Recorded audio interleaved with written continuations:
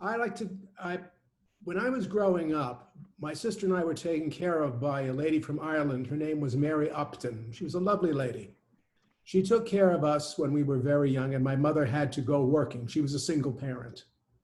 And in Mary Upton's house, she had a wonderful phonograph and a lot of Irish records. So I sort of listened to these records over and over and over and just sort of took them in like a sponge. And I've carried them with me all my life, and I'm happy to share some of these with you right now. This is a tune, this is one of the many tunes I've heard, I heard on the phonograph. There's a sweet little town that's called Mullinally, and it lies just halfway between Cork and the sea, where the boys and the girls are all happy and free, contented and peaceful in Mullinally.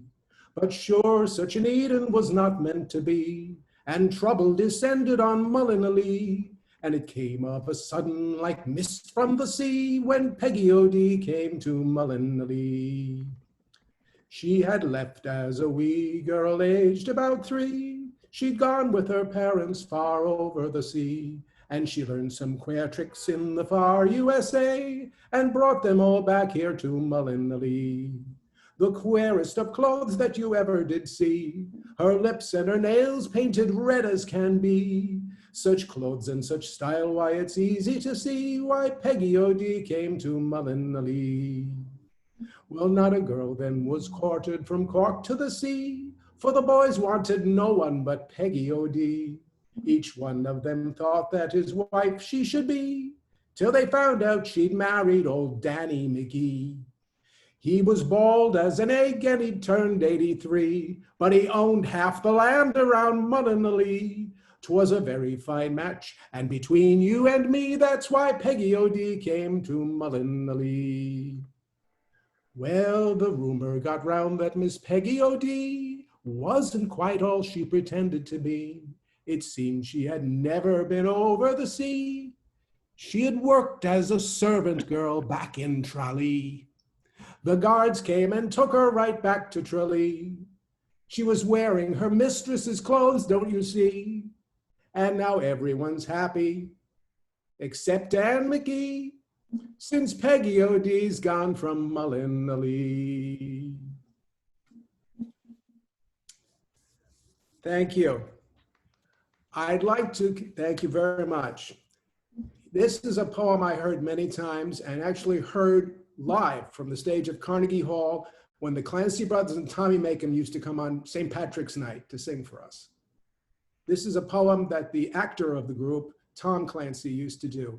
It's a poem by William Butler Yeats, and it's called O'Driscoll. O'Driscoll drove with a song, the wild duck and the drake, from the tall and tufted reeds of the drear Heart Lake. And he saw how the reeds grew dark at the coming of night tide, and dreamed of the long dim hair of Bridget, his bride. He heard while he sang, and he dreamed a piper piping away. And never was piping so sad, and never was piping so gay. And he saw young men and young girls who danced on a level place. Folks, my dog does not appreciate Yeats.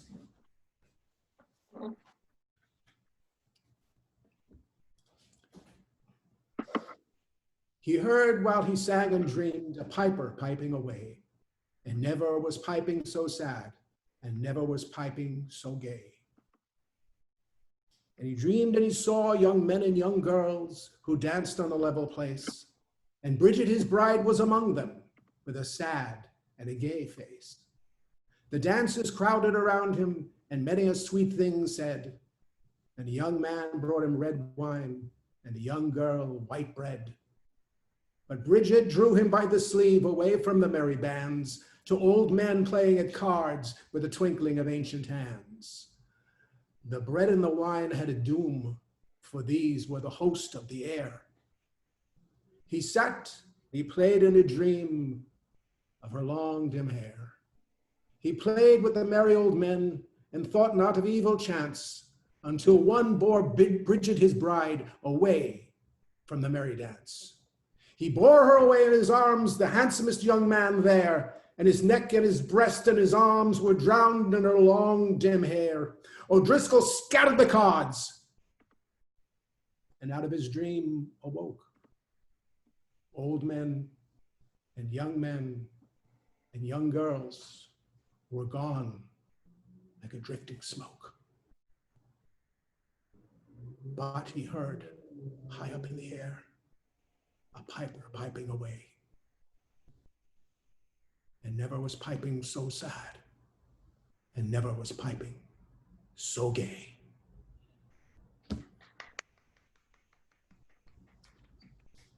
Thank you very much.